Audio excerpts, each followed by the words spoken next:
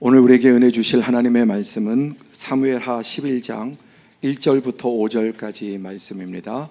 사무엘하 11장 1절부터 5절까지의 말씀을 한 절씩 교독하겠습니다. 그 해가 돌아와 왕들이 출전할 때가 되매 다윗이 요압과 그에게 있는 그의 부하들과 온 이스라엘 군대를 보내니 그들이 암몬 자손을 멸하고 랍바를 에워쌌고 다윗은 예루살렘에 그대로 있더라. 저녁 때에 다윗이 그 침상에서 일어나 왕궁 옥상에서 거닐다가 그곳에서 보니 한 여인이 목욕을 하는데 심히 아름다워 보이는지라. 다윗이 사람을 보내 그 여인을 알아보게 하였더니 그가 아뢰되 그는 엘리암의 딸이요 햇사람 우리아의 아내 밧세바가 아니니까 하니, 다윗이 전령을 보내어 그 여자를 자기에게로 데려오게 하고 그 여자가 그 부정함을 깨끗하게 하였으므로 더불어 동침함에 그 여자가 자기 집으로 다 함께 그 여인이 임신함에 사람을 보내 다윗에게 말하되어 이르되 내가 임신하였나이다 하니. 아멘. 코로나가 끝나면 좀 살만해질까 했는데 또 경제적인 어려움, 경제적인 한파에 또 이렇게 기상이변들이 더욱더 강력하게 계속 쓰나미처럼 몰아닥쳐서 이모저모로 너무 힘든 그런 상황들이 지속되는 것 같습니다. 그래도 주님 안에 하나님께서 은혜 주시고 지난 주일 설교처럼 오늘도 여러분의 마음이 있기 때문에 주님의 전으로 나오신 여러분 발걸음 아름답고 복된 발걸음인 줄로 믿습니다. 하나님께서 우리 모든 성도들 한 분 한 분 은혜의 평강 주시고 또 이 폭염 또 폭우 기상이변 가운데서도 눈동자처럼 잘 보호해 주시기를 축복합니다. 저는 이제 이 시즌이 되면은 그렇게 인사를 안부를 묻습니다. 집사님, 휴가는 언제쯤 가시나요? 휴가 계획은 어떠신가요?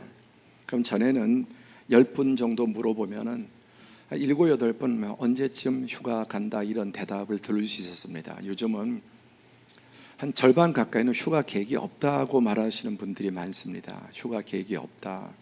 물론 이 시즌에만 가는 게 아니긴 하지만 휴가를 갈 수 없는 상황, 이런 일들도 점점 많아지는 것 같아서 목회자로서 마음이 무겁습니다. 하프타임이라는 말이 있죠. 축구, 배구, 농구 등 많은 스포츠에 중간에 한번 쉬는 시간이 있습니다.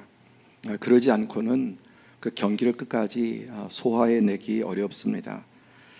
힘든 운동일수록 더 하프타임이 많이 있습니다. 그래서 세트 또는 쿼터 이렇게 해서 더 많은 하프타임을 갖습니다.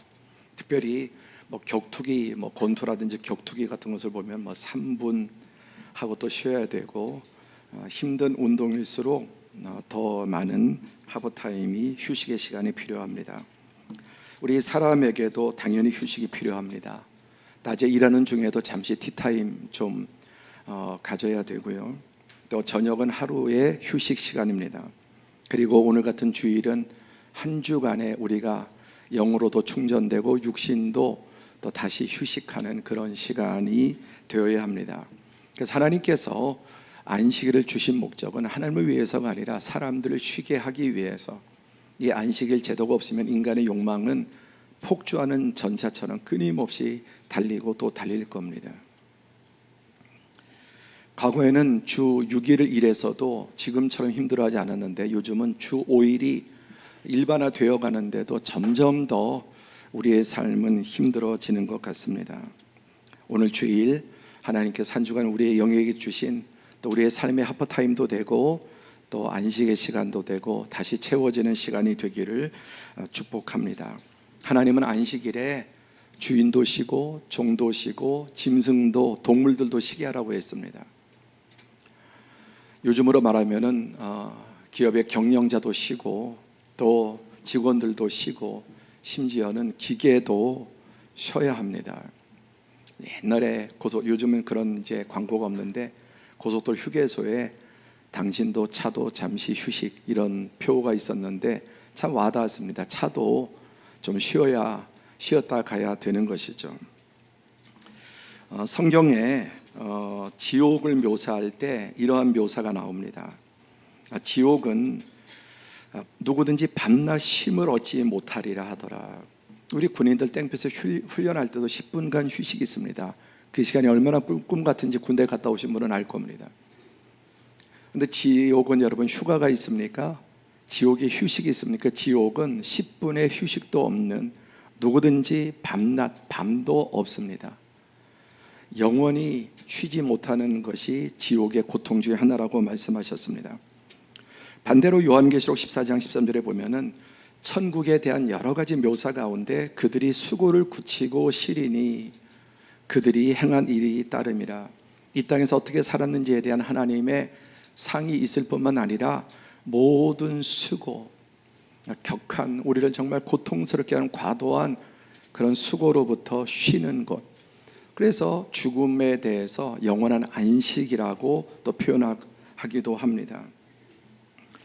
예수님께서 이 땅에 오셔서 제자들과 함께 이 복음 사역을 하시면서도 한 번은 이렇게 말씀하셨습니다. 한 번뿐은 아닐 것입니다. 이르시되 너희는 따로 한적한 곳에 가서 잠깐 쉬어라 하시니 이는 오고 가는 사람이 많아 음식 먹을 겨를도 없습니다. 요즘 여러 가지 서비스 직종이나 기타 일하시는 분들은 점심 먹을 시간도 없어서 그냥 겨우겨우 너무 허겁지겁 짧은 시간에 먹고 또 다시 일해야 되고 이런 일들이 있습니다. 예수님의 사역도 음식 먹을 겨를도 없었지만 예수님은 제자들에게 따로 한적한 곳에 가서 잠깐 쉬어라, 함께 쉬자, 그리고 함께 제자들과 함께 휴가를 가셨다, 휴식의 시간을 가지셨다, 그렇게 보면 되겠습니다. 우리는 인생에 하프타임이 필요하고 또 꼭 하프타임뿐만 아니라 쿼터타임도 필요할 것입니다. 휴식을 넘어 또 멈춤의 시간도 필요합니다. 오늘 현대인들에게는 더 절실합니다. 말씀드린 것처럼 주 5일을 근무하지 않습니까? 주 5일을 근무하는데도 훨씬 더 힘들어하는, 제가 보는 목회자로서 성도들의 모습은 정말 너무너무 피곤해 정말 찌들어 있는 그런 시대라는 생각을 늘 하게 됩니다. 자, 우리 휴가철을 맞이해서 오늘 두 사람의 휴가, 이 두 사람이 어떻게 휴가를 보냈는가, 또 여러분의 휴가철에 좋은 하나님의 말씀에 지혜가 되기를 바라고, 또 앞으로 있는 계획이라든지 또 금년에 이런저런 사정으로 휴가를 도무지 보낼 수 없는 분이라 할지라도 여러분 오늘 말씀에 좋은 지혜를 얻으시기를 바랍니다. 먼저 다윗의 휴가입니다. 다윗은 성경에 가장 위대한 인물 3명 꼽아라 그러면 구약에서 아브라함, 다윗, 모세 3명을 꼽을 정도로 빠질 수 없는 위대한 사람입니다. 그러나 오늘 본문에 보면은 다윗이 휴가를 어떻게 보냈는지 이렇게 살펴보겠습니다. 사무엘하 11장 1절 5절에 보면 그 해가 돌아와 왕들이 출전할 때가 되매 다윗이 요압과 그에게 있는 그의 부하들과 온 이스라엘 군대를 보내니 그들이 암몬 자손을 멸하고 랍바를 에워쌌고 다윗은 예루살렘에 그대로 있더라. 그래서 여기 보면 해가 들어와 이제 전쟁 시즌이 있습니다. 전쟁도 아무 때나 하는 게 아니라 전쟁하기 좋은 기후, 이런 날씨들이 있지 않습니까? 그러니까 전쟁할 시즌에 암몬과 전쟁을 하는데, 그때 여러분 왕들이 출전할 때가 되면 왕이 가장 앞장서서 나를 따르라 하고 솔선수범을 해야 합니다. 그런데 다윗이 요압과 그에게는 그의 부하들과 온 이스라엘 군대를 싹 다 보내고 자신은 예루살렘에 그대로 있었다 그랬습니다. 왕들이 가야 되는 그런 타이밍에 자기 부하들은 전쟁터로, 생사의 전쟁터로 보내고 이때 다윗은 예루살렘에 그대로 있었습니다. 어떤 일이 벌어집니까? 저녁 때 다윗이 그의 침상에 있었으나 하루 종일 늘어지게 자고 저녁에 이제 침대에서 일어나 이제 또 밥을 먹었겠죠. 왕궁 옥상을 어슬렁어슬렁 걸어 다니다가 그곳에서 보니 한 여인이 목욕을 하는데 심히 아름다워 어떻다? 아름다워 보이더라. 아름답다는 게 아니라 아름다워 보인다고 했습니다. 물론 그 여인은 정말 아름다운 여인이긴 했지만 그보다 훨씬 더 아름다워 보였다는 겁니다. 눈에 뭐가 씌었다는 말이죠. 그래서 3절에 다윗이 사람을 보내 자기의 시종을 보내서 그 여인이 저 여인이 누구냐 도대체 알아보게 했더니 그가 아뢰되 그는 엘리암의 딸이요 햇사람 우리아의 아내 밧세바가 아니니까. 이 말의 뉘앙스 가운데 어쩌면 이 시종이 눈치 빠르게 다윗의 마음에 이미 정욕의 불이 붙었음을 감지했던 것 같습니다. 햇사람 그는 엘리암의 딸이요 햇사람 우리아의 아내 밧세바. 우리아가 누굽니까? 히타이트 출신으로 원래 히브리 민족이 아니죠. 그러나 그가 하나님 앞에 돌아오고 또 유대교로 개정하고 이스라엘 민족의 유대인의 하나가 되었습니다. 근데 대단히 충성된 사람이었습니다. 그리고 다윗의 군대에 장수로서 지금 암몬과의 전쟁에 최일선에 나가서 왕을 위해 또 국가를 위해 목숨을 걸고 전쟁하는 자신의 충성스러운 부하였습니다. 그러니까 시종이 우리아의 아내 밧세바 아닙니까? 그렇게 보고를 합니다. 그렇지만 이미 다윗은 욕망의 불이 붙었습니다. 일단 보는 것 우리 잘 차단하지 않으면은 거기서부터 불이 붙기 시작합니다. 무엇을 본 다음에 불이 붙은 다음에는 여러분 그것을 중간에 스톱하기가 대단히 어렵습니다. 성경에 내 눈이 보는 것을 주의하라. 네 눈이 범죄하는 차라리 눈을 빼버려라 할 정도로 우리가 얼마나 이 눈으로 범죄하는지 모르고 특별히 이 시대 우리 이 모바일 스마트폰 이름은 스마트폰인데 가장 멍청한 폰이 되기도 합니다. 한편으로는 잘 쓰면 스마트하지만 잘못 쓰면 가장 우리를 어리석게 만들고 노예로 만드는, 다음 주에 좀 이 부분에 대해서 설교하려고 생각합니다. 요즘 이 스마트폰 중독, 우리의 마약 중독, 뭐 이런 알코올 중독을 보면서 게임 중독, 찌찌찌거리면서 여러분 우리 사이에 이미 얼마나 많은 스마트폰 중독이 확산되는지 모릅니다. 이미 보시는 본인도 모르는 사이 자기가 스마트폰에 중독되어 있는 많은 분들, 그리고 점점 더 이런 현상은 우리 자녀 세대들의 심각한 문제입니다. 이미 그의 욕망의 눈에 불이 붙어서 밧세바가 아름다웠지만은 더 아름답게, 마치 하와에게 선악과가 마귀의 유혹을 받고 보니까 더 보암직하고 먹음직하고 탐스러운, 하나도 실체는 그렇지 않았습니다. 근데 그렇게 보였습니다. 눈에 씌운 것입니다. 죄악의 욕망이 이미 도화선에 불이 붙은 다이너마이트처럼 다윗은 멈출 수 없었습니다. 그래서 4절에 다윗이 전령을 보내어 그 여자를 자기에게로 데려오게 하고, 지금 왕명을 받들어서 다윗이 그가 얼마나 충성된 자기의 부하인지 잘 알고 있습니다. 그러니까 유대인이 아닌데도 히타이트 족속인데도 불구하고 중용을 할 정도로, 그리고 시종이 우리아의 아내입니다라고 말했지만은 이미 그에게 붙은 욕망의 불을 끌 수 없었습니다. 왜냐? 그 불은 사단이 지른 불이기 때문에 사단의 불을 여러분 인간의 의지력으로 이기기가 어렵습니다. 우리가 알면서도 그렇게 이러면 안 되는데 하면서도 하게 된 이유가 뭐냐면은 그게 내 의지의 문제에 국한된 것이 아니기 때문입니다. 그래서 전령을 보내서 그 여자를 자기로 데려오게 하고 그 여자와 더불어 동침하고 우리아의 아내를 전쟁 중에 왕이 임신을 시켰습니다. 여러분 다윗이 원래 어떤 사람입니까? 성경의 3대 위인, 구약의 가장 위대한 아브라함과 다윗과 모세는 절대로 뺄 수 없는 세 사람이에요. 근데 그가 방심하고 그에게 주어진, 사실 휴가 기간이 아닌데 왕이니까 휴가 기간을 임의로 가졌겠죠. 다 왕들이 전쟁터에 나가고 과거에 솔선수범했는데 이제 나도 할 만큼 했으니까, 또 여러분 옆에서 또 다른 신하들이 왕이 직접 가실 필요 없습니다, 그동안 충분히 하셨고 우리끼리 가도 충분히, 이런 말들을 했을 것입니다. 그리고 자기 속에서도 그래 이미 나 다 할 만큼 했고 수고할 만큼 수고했고 헌신했고 이제는 쉬어도 돼. 그래서 왕이 출천한 때인데도 안 간 겁니다. 그리고 그 사이에 정말 우는 사자처럼 삼킬 자를 찾는 이 사단에 완전히 코가 깨이고 말았던 것입니다. 불러들여라, 동침하고 그 한 번의 일이 임신으로 이어졌습니다. 결국 어떻게 됐는지 아시죠? 이 외통수에 걸려든 다윗은 우리아를 죽게 만들고 그의 아내를 빼앗습니다. 그리고 자기의 아내로 삼았습니다. 다윗의 인생에 가장 심각한 이 무서운 범죄가 언제 벌어졌느냐? 다윗의 휴가 시간에 벌어졌습니다. 이 한 번의 방심과 범죄는 자기 자신의 인생에, 자기 가정의 후손들의, 그리고 국가에 씻을 수 없는 피의 씨앗을 심고 말았습니다. 그래서 예수님께서는 방심하지 마라. 우리 인생에서 이런 방심하는 거 정말 너무너무 위험합니다. 특히 잘 나갈 때, 평안할 때, 그리고 여러분 인생에서 여유 있는 시간이 제일 위험한 시간이에요. 목회자에게는 월요일이 제일 여러분 위험한 시간. 수목금토 이렇게 이어지면은 여러분 뭐 시험 받을 시간도 없어요. 주일날 밥 먹을 시간도 없는데 무슨 시험을 당합니까?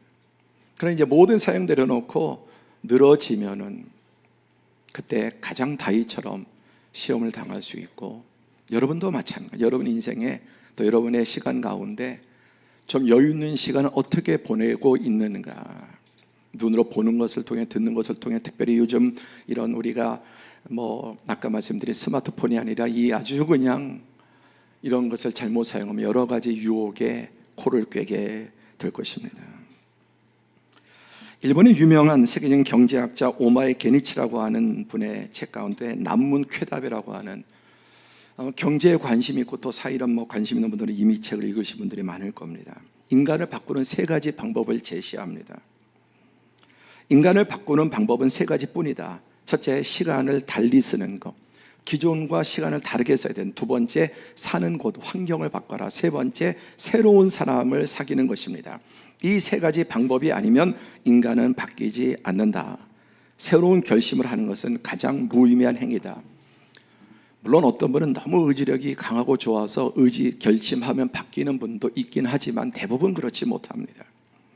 그래서 새로운 결심만 하는 것은 가장 무의미한 행위다. 이러면 안 되는데 일찍 일어나야 되는데 그런 것들이 잘 되지 않습니다. 사람이 정말 바뀌려면 시간을 달리 쓰는 거. 그래서 아이들 가운데서도 뭐 새벽 5시, 6시까지 놀고 들고 잠 안 자고 이제 아침 6시 이렇게 돼야 잠자리에 들고 오후 일어난 아이들, 군대에 들어가면 환경이 바뀌고 시간이 바뀌고 만나는 사람이 바뀝니다. 자기 집, 그리고 자기 부모, 또 그 자기 시간에 통제가 안 되는데 군에 딱 가게 되면 벌써 싹 바뀌어버려요. 왜? 장소와 시간과 만나는 사람이 다 바뀌기 때문에. 그리고 다 자기를 통제할 수 있는 힘 있는 사람들, 또 그런 장소, 그런 시간 속으로 들어가기 때문입니다. 그러니까 우리가 이 세 가지가 바뀌지 않으면 사람이 좀처로 바뀌지 않는다. 맞습니다. 그러니까 결심만 하는 것은 무의미하다는 거죠. 그러니까 결심하다 안 되니까 그냥 이제 결심도 안 하고 그냥 그럭저럭 살게도 되죠.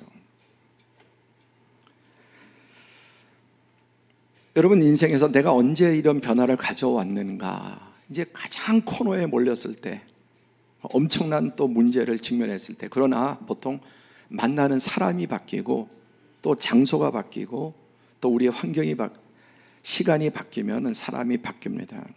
저도 제 인생 가운데 중요한 변화들을 보면 거기에는 항상 새로운 사람과의 만남이 있었습니다. 좋은 사람 만나면 좋은 쪽으로, 그리고 안 좋은 사람 만나면 안 좋은 영향을 받게 되죠. 정말 존경스러운 분을 만나면 딱 한 번 만났는데 평생에 그분이 어떤 지표가 되기도 합니다. 자신의 의지를 의지하기보다는 환경과 상황을 바꾸는 것이 훨씬 더 중요하다는 것입니다. 다윗 같은 위대한 사람도 그 시간, 늘어지게 또 장소, 왕궁, 그리고 사람, 누굴 봤습니까? 밧세바를 본. 정말 이 위대한 다윗이 이렇게 한순간에 너무나 비참하게 또 크게 무너지고 말았습니다. 여러분, 한간 시간 휴가 조심해야 됩니다. 두 번째, 오늘 본문에서 읽지 않았지만은 바울의 휴가입니다. 바울이라고 하는 사람. 이 사울의 회심 사건은 사도행전 9장에 아주 상세하게 기록이 되어 있습니다. 그리고 이 사울이 예수님을 핍박하고 교회를 핍박하다가 시리아의 다마스커스로 가는 가운데 부활하신 예수 그리스도를 만난 다음에 그의 인생이 완전히 극적으로 바뀌었습니다. 그래서 이 예수님을 만난 간증을 사도행전 22장, 26장 그리고 오늘 지금 읽을 갈라디아서에 3번이나 동일한 간증이 반복됩니다. 같은 간증이 성경에 3번 기록됐다면 그의 일평생 이 사울은 마르고 닳도록 이 예수 그리스도를 만난 그 강력한 경험을 계속해서 간증하고 설교했을 것입니다. 갈라디아서 1장 13절 17절에 보면 내가 이전에 유대교에 있을 때 행한 일을 너희가 들었거니와 이미 내 과거가 어떤지 너무나 잘 알고 있지 않느냐. 하나님의 교회를 심히 박해하여 멸하고 완전히 교회를 멸망시키려고 했습니다. 내가 내 동족 중 여러 연갑자보다 유대교를 지나치게 믿어 내 조상의 전통에 대하여 더욱 열심히 썼으나, 여러분, 극렬 분자들을 모아놓으면 그 안에서 서로 더 극렬해집니다. 엘리트들을 모아놓으면 훨씬 더 여러분 치열해집니다. 능력이 탁월한 사람들 모아놓으면 훨씬 더 무섭게 경쟁해서 점점 더 여러분 올라갑니다.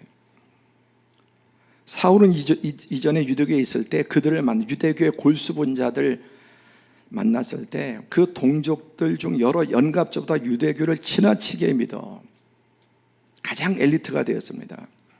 더욱 열심히 누구도 따라올 만큼 그런 유대교에 열심히 있었던 사람인 것을 말합니다. 그 이야기를 여러분이 다 알지 않습니까? 이어서 그의 경험이 나오죠. 그러나 내 어머니의 태로부터 나를 택정하시고 그의 은혜로 나를 부르신 이가, 이미 그가 태어나기도 전에 그의 어머니 태로부터 나를 택정하시고, 다른 성경에는 만세전부터 예수 그리스도 안에서 자기를 택하시고 그의 은혜로 나를 부르신 이, 정말 유대교의 극렬분자와 같은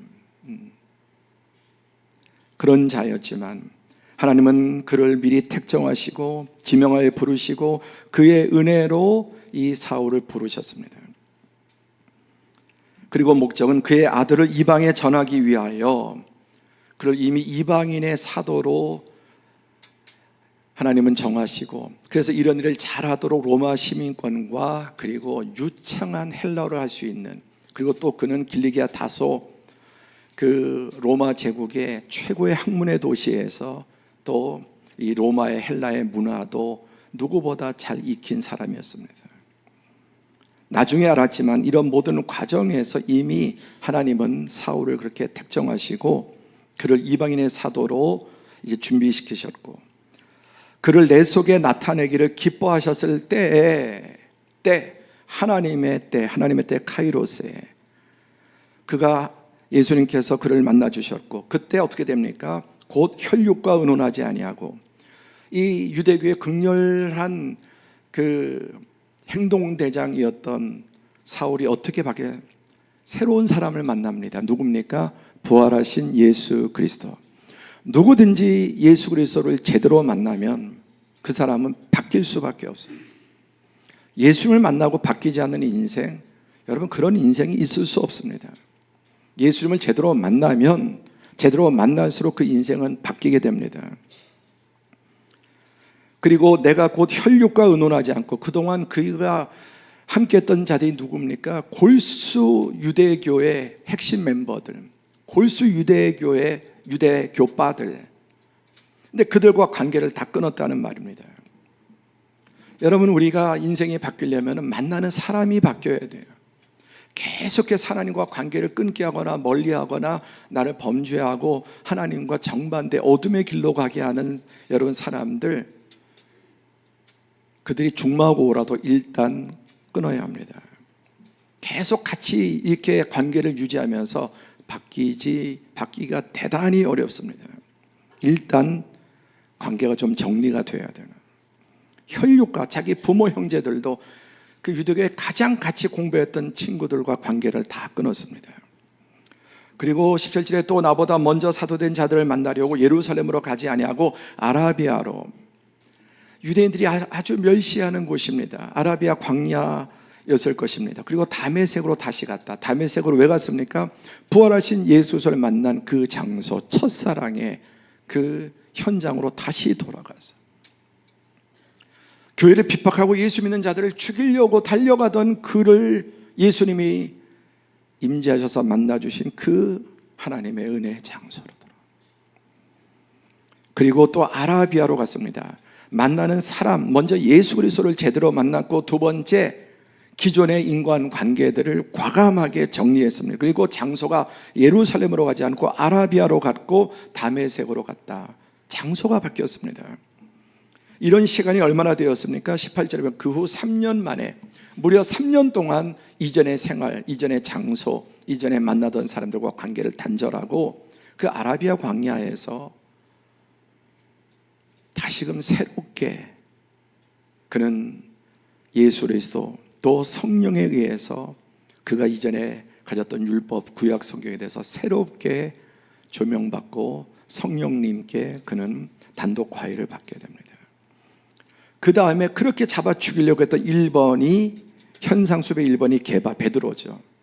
그리고 주의 형제, 예수님의 육신의 동생인 야고보를 가장 이전에 사울이 죽이려고 잡아야 될 지도자 1번인데 게바와 주의 형제를, 야고보를 만납니다. 이들을 통해서 또 다메섹에서 만난 예수 그리스도, 새로운 장소, 아라비아 광야, 또 이런 곳에서, 그리고 또 이어지는 이 바울의 간증을 보면, 보라 내가 너에게 쓰는 것은 하나님 앞에서 거짓말이 아니로다. 그 후에 내가 수리아와 길리기아 지방에 이르렀으나 그리스도 안에 있는 유대 교회들이 나를 얼굴로는 알지 못하고, 23절 24절 시작. 다만 우리를 박해하던 자가 전에 멸하려던 그 믿음을 지금 전한다함을 듣고 나로 말미암아 하나님께 영광을 돌리니라. 아까 일본의 그 경제학자 오마의 게이니치의 난문쾌다. 인간은 절대로 결심, 의지 이런 거 가지고 바뀌지 않는다. 이 세 가지가 바뀌어야 된다. 다른 시간, 다른 장소, 다른 사람을 만나야 된다고 한 것처럼 정확하게 이것이 다윗은 나쁜 쪽으로, 사울은 좋은 쪽으로 이렇게 만남을 통해서 바뀌게 되었다고 하는 것입니다.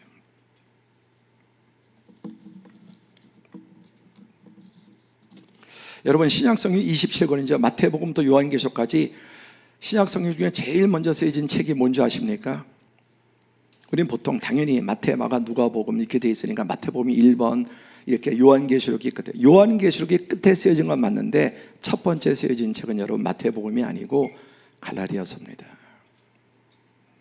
그렇게 교회를 핍박하고 진멸하려고 했던 이 유대교파 바울이 신약성경을 첫 번째로 쓴 사람이 갈라디아서.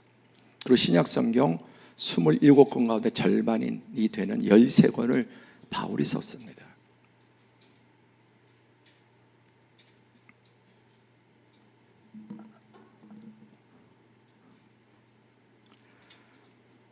바울은 예수 그리스도 안에서 그의 시간, 하나님의 때, 또 하나님이 보내신 장소, 하나님의 사람들을 만남으로써 사울에서 바울로 완전히 천동설에서 지동설처럼 바뀌게 된 것입니다.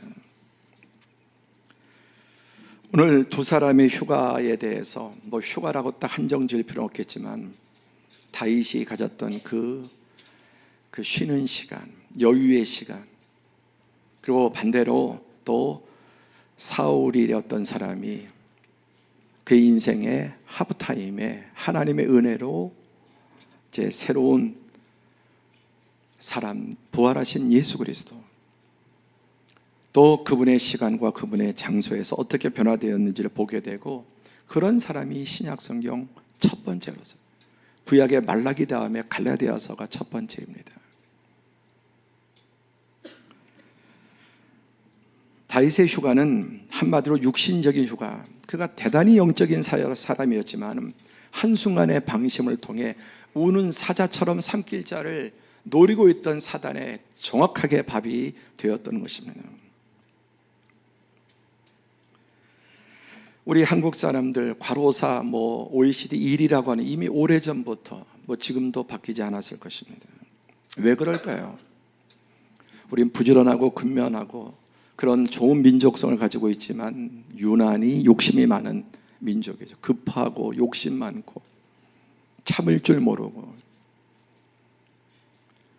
과로사 1위가 근면 성실에서 얻어진 결과일 수도 있지만 그 이면에는 한국 사람들의 조급함,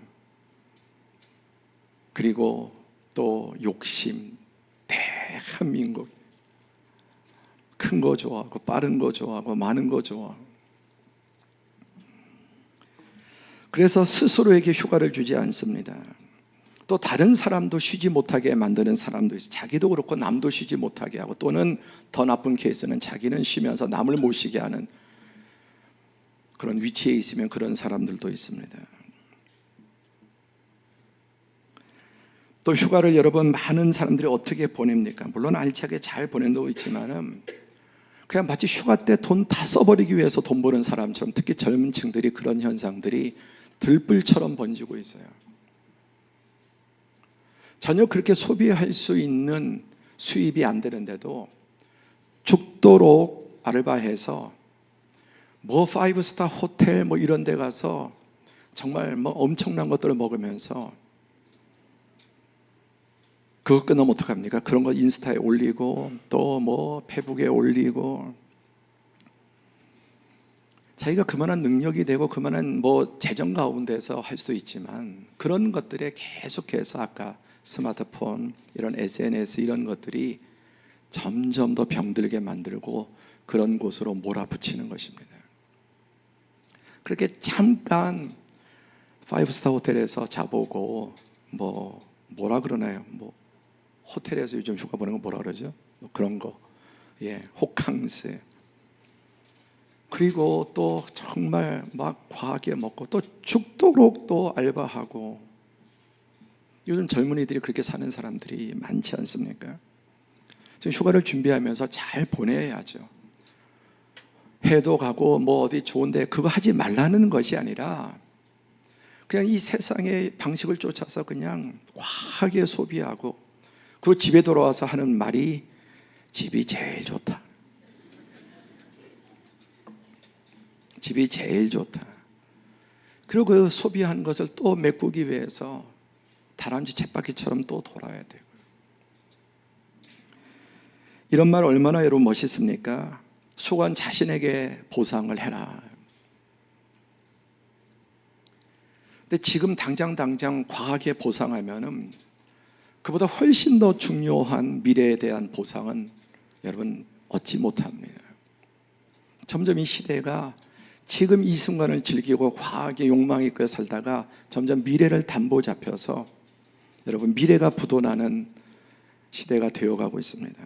열심히 살아도 뭐 안 된다, 이런 거짓에 속고 있습니다. 물론 시대가 여러 가지로 많이 바뀌었습니다. 그러나 원리는 바뀌지 않습니다. 문화가 바뀐다고 여러분 원리가 바뀌고, 이데올로기가 바뀐다고 원리가 바뀌지 않습니다. 진리는 영원히 불변합니다. 시편 127편 2절에 다 함께 시작. 너희가 일찍 일어나고 늦게 누우며 수고의 떡을 먹음이 헛되도다. 아침 일찍 아침 일찍 일어나고 늦게 누우고 그냥 죽기 살기로 일한다는 말입니다. 전략하면서 그렇게 죽기 살기로 일하고 돈을 벌고, 그런데 헛되다는. 그러므로 여호와께서 그의 사랑하시는 자에게 샬롬을 주시느니라. 다음 주에 이 본문으로 잠에 대해서 설교하려고 합니다. 잠이 얼마나 중요한지. 잠을 잘 자고 오신 분들은 이 시간에 거의 졸지 않을 겁니다. 아마 이 시간에, 예배 시간에 조는 분들은 제가 설교를 너무 못하든지 졸리게 하든지 어저께 못 잤기 때문에 너무 피곤해서 점점 수면제 없이 잘 수 없는 사람들이 많아지고요. 그렇게 열심히 일하고 다람쥐 쳇바퀴 돌듯이 사는데도 한순간에 모든 게 다 무너질 수 있습니다. 헛될 수 있습니다. 그러므로 여호와께서 그의 사랑하시는 자에게 그의 인생에 샬롬, 평안을 주시고 또 잠을 주시는, 왕이라도 재벌이라도 권력자라도 잠 못 자는 사람이 얼마나 많습니까? 두 번째, 오늘 사도 바울은 영적인 휴가, 하나님의 은혜 안에서 그가 예수 그리스도를 만난 이후 그의 만나는 사람, 만나는 가는 장소, 그가 보내는 시간이 완전히 달라졌습니다. 여러분, 휴가 중에 이 책을 한번 추천 도서로 드립니다. 하프타임이라고 하는, 스포츠 팀의 코치가 소설 형식으로 쓴 하프타임이라는 책인데, 부제가 뭐냐, 인생의 진정한 승부는 후반전에 결정된다.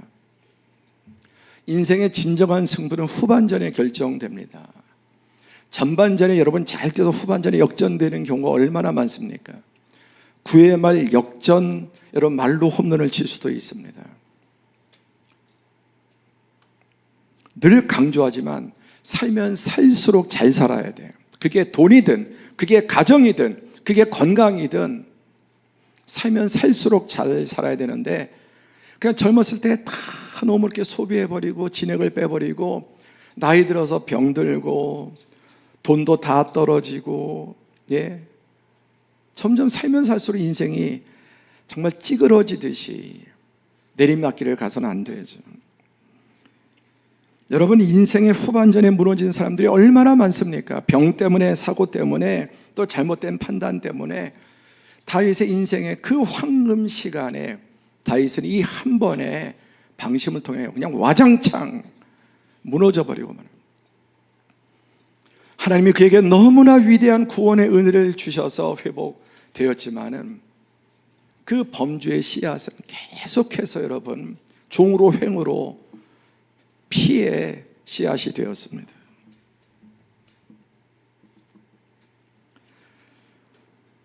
(6월 20) 며칠 우리 금요 성령 집회 때 선승후전이라는 제목으로 설교를 했습니다. 먼저 이겨놓고 싸운다. 손저 병법에는 먼저 이겨놓고 싸운다. 그러니까 그때 가봐서 어떻게 해도 이기는 게 아니라 미리 이길 환경과 조건을 만들어 놓고 싸우는 장수가, 군대가 승리한다는 것이죠.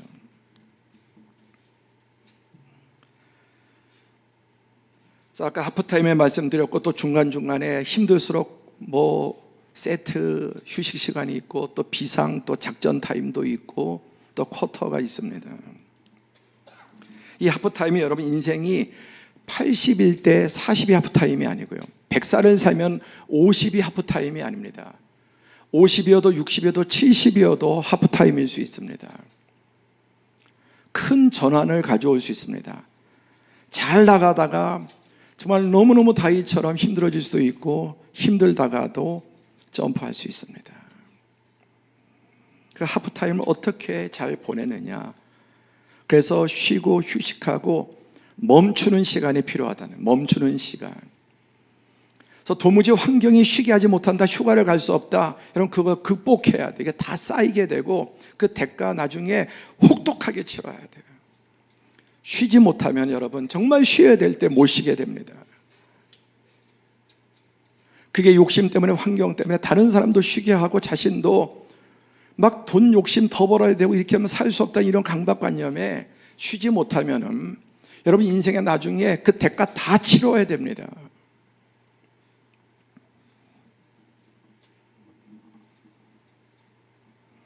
그건 저의 고백이기도 합니다. 여러분, 지금이 여러분의 인생의 하프타임이 되도록 하면 남은 인생이 하나님 안에서 여러분 바뀌게 될 것입니다. 이게 중요한 게 뭐냐면 잘 버리는 거예요. 집착을 내려놓고 이게 잘 버리고 내려놓는 일을 해야 합니다. 하프타임에 천재적인 조각가 미켈란젤로, 피에타라든지 이 대리석을 가지고 우리가 밀가루로도 만들 수 없는 이런 정교한, 너무너무 인류 문화의 위대한 작품들을 남깁니다. 이게 데이비드 상이죠. 거시기는 우리 간사님이 잘 가려줘서 감사합니다. 이 대리석을 가지고 어쩜 이렇게 정말 조각미남, 진정한 식스팩의 원조,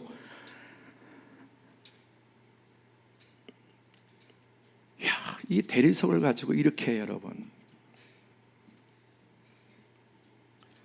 한 사람이 미켈란젤로에게 물었습니다. 어떻게 이렇게 위대한, 이렇게 아름다운 작품을 만들 수 있나요?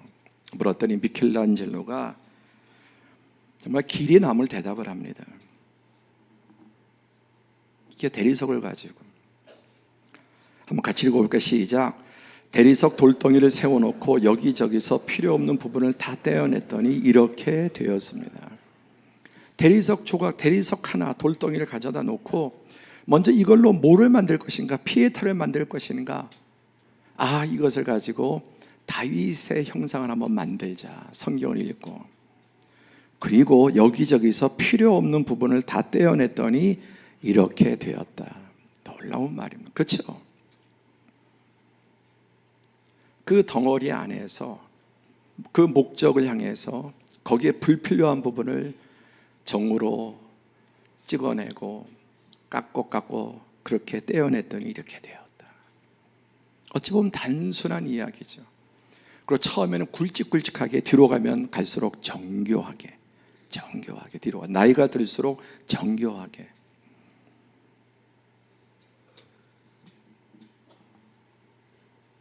정말 중요한 것은 반드시 남겨야 될 것 남기고 덜어내는 그런 삶을 이제 하프타임에 되면 해야 합니다.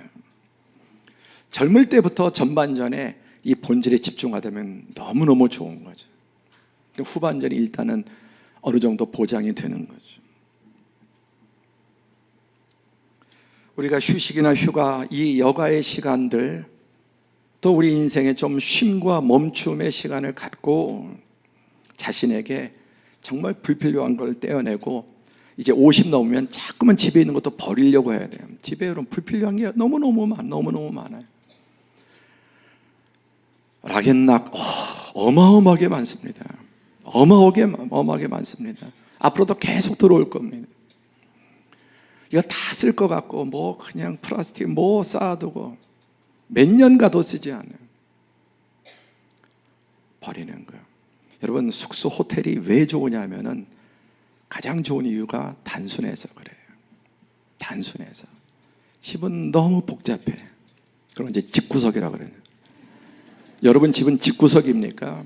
덜어내세요. 그럼 스트레스가 없어져요. 사무실도 덜어낼수록 스트레스가 없어져요. 뭘 입을까 많이 걸치려고 하면 스트레스가 그만큼 많이 쌓이고 돈이 들어요. 하프타임은 결국 본질을 찾는, 그리고 이 일을 위해서 좀 더덕더덕 붙은 욕심들 떨어내야 그게 뭐가 되지. 이것도 저것도 온갖 것 다 가지려고 하면은 결국 아무것도 못 가질 수 있습니다. 자, 마지막으로 체크리스트. 자, 먼저 질문입니다. 시작. 나는 과연 무엇을 위해 사는가? 내가 열심히 달리는 이유는 과연 무엇인가? 항상 과연을 붙이는, 함께 과연을 붙여라. 나는 무엇을 위해서 사는가? 자기 스스로 무엇을 위해 산다고 생각을 하는데 사실은 그렇지 않아요. 돈일 가능성이 많아요. 이런저런 구실을 막 붙여놓지만 과연 정말인가? 계속 자기에게 의심하고 질문. 난 과연 무엇을 위해 사는 사람인가? 내가 열심히 달리는 이유는 뭐 이렇고 저렇고 그렇게 말이 많지만 정말 이유가 뭐냐는, 정말 과연 무엇을 위해서 이렇게 열심히 사는가? 그리고 그렇게 열심히만 달린다고 그 목적이 이루어지는 게 절대 아니다. 10가지 제시하고 마치겠는데 사진 안 적어도 되시고 적지 않으셔도 됩니다. 카톡으로 다 보내드리겠습니다. 자, 1번 시작. 환경의 변화. 새로운 장소나 환경으로 이동하여 새로운 영감을 얻을 수 있다. 그래서 이 휴가 기간에 새로운 장소로 가서 우리가 새로운 영감도 얻는 그런 계기가 되면 좋겠죠. 2번째 시작. 휴식과 재충전. 영육혼의 전인적인 휴식과 재충전. 더 너무 많이 과도하게 소비하고 뭐 어디 가서 뭘 먹고 어디 좋은데 그래야만 정말 쉬어지는 거예요. 그 다음에 와서 허리가 정말 휘게 하지 말고, 또 영도 육신도 혼도 정신도 정서도 전인적인 휴식이. 3번째, 자기 성찰, 자기의 강점과 약점을 돌아보며 성장할 수 있는 기회를 가지. 지금까지 나의 살아온 시간들, 목표 이런 것들 점검하고 지금 나는 어디에 있는지, 또 어디로 가는지 항상 과연 진짜 내 속셈을 물어야 합니다. 4번째, 학습과 성장. 하프타임을 통해 새로운 것을 배우고 지식을 습득할 수 있습니다. 그래서 성장, 체험, 전환의 시간이 돼야죠. 5번째, 공동체 강화. 가족이나 친구들과 함께 하프타임을 가지면서 서로의 지지와 도움, 특별히 가족과 함께 또 그동안 너무 바빠서 돌보지 못했던 부모, 형제, 또 가족들, 또 친구들 더 서로 의지하고 더 깊은 유대 관계를 맺는 것이죠. 여섯 번째, 비전 재설정. 미래에 대한 비전을 다시 그리고 새롭게 설정할 수 있습니다. 그래서 지금 내가 과연 설정한 그 목표가 과연 올바른지, 또 그것이 잘못됐으면 수정하고 더 정교하게, 아까 미켈란젤로가 처음엔 큰 덩어리를 막 전부 병아리처럼 쪼아내게 콱콱콱 깨버려 점점 정교하게 가는 것처럼 또 우리의 비전도 새롭게 또 설정할 수 있습니다. 일곱 번째, 자기 관리. 자기 자신을 관리하며 균형 있는 삶을 살아가기 위한 시간의 표. 자기 관리하는, 자기를 방치하지 말고 휴가 없어요, 쉴 시간 없어요. 반드시 자기 관리하고 쉴 수 있는 시간들 잘 만들어야 합니다. 자기 스스로 관리하지 않는 사람은 일평생 남의 관리받게 돼 있어요. 자기 스스로 자기에게 혹독하게 잔소리하지 않는 사람은 평생 남의 잔소리 듣고 살아야 돼요. 자기 관리하는. 여덟 번째, 감사의 회복. 주변에 있는 것들에 대한 감사와 감동을 느끼는 시간을 가져야 한다. 여러분, 라면 한 그릇도 세상에 가장 맛있게 먹을 수 있고, 우리 수제비 하나도 비싼 거 먹어야 여러분 행복하고, 비싼 거 먹어야 휴가가 값지는 거 아니에요. 작은 것들에 정말 꽃 한 송이라도, 정말 우리가 풀 한 송이라도 이런 시간에 쳐다보고 살지 못한 도시 환경 속에서 그런 시간들 갖는 것. 아홉 번째, 새로운 아이디어. 창의적인 생각을 얻기 위해 휴식과 조용한 시간이 필요합니다. 머리 쥐어짠다고 좋은 생각이 나오는 게 아니에요. 그래서 위대한 작곡가 예술가들은 보면 시골에 들어가는 경우가 많아요. 세계적인 그런 역사의 위대한 작품을 남긴 사람이 몰두할 때 몰두하지만 저 시골 한적한 곳에 오두막 짓고 작곡하고 거기서 그림 그리고 이런 것들이 명작이 나오지, 화실에 틀에박혀서 죽을 둥살둥 쥐어짠다고 좋은 작품이 나오는 게 아니에요. 열 번째, 시작. 당면한 어려운 문제를 차분하게 생각하며 해결책을 찾음. 목표 달성의 새로운 방법을 다시 생각해 보는 거예요. 역시 사무실에서 쥐어짠다고 방법이 나오는 게 아니에요. 이런 새로운 장소, 시간, 이런 만남을 통해서 당면한 문제에 대해서도 지금 아무리 고민해도 오히려 내려놓고 또 이런 시간을 가질 때 하나님께서 새로운 지혜를 주시고 또 그 목표를 이룰 수 있는 새로운 방법도 얻게 하실 것입니다. 말씀을 맺습니다. 마태복음 11장 28절 시작. 수고하고 무거운 짐진 자들아 다 내게로 오라. 내가 너희를 쉬게 하리라. 절대적인 진리는 예수님 밖에는 진정한 샬롬 평안은 없습니다. 어거스틴의 위대한 고백, 그의 참회록에 내가 예수를 만나기 전까지 어디에서도 진정한 샬롬 평화를 맛본 적이 없었다. 예수 그리스도 안에서만이 진정한 안식을 맛보게 되었다. 수고하고 무거운 짐, 모든 종류의 수고하고 무거운 짐 주님 앞에 나와 내려놓고 예수 그리스도와의 만남, 그리고 그분과의 시간, 그분의 장소, 바울이 그랬던 것처럼, 그래서 여러분의 하프타임에 여러분 예수 그리스도 중심에 있는 이런 시간들이 되어서 우리 그리스도인들은 좀 휴가도 또 쉬는 시간도 요가도 달랐으면 좋겠습니다. 그리고 소비하고 정말 기껏 갔다 와서 집이 제일 좋다 그런 얘기 하지 마시고 정말 잘 갔다 왔다는 그런 만족감이 들도록 충전이 되고 또 새로운 전환점이 되는 시간이 되기를 주님의 이름으로 축복합니다. 기도하겠습니다.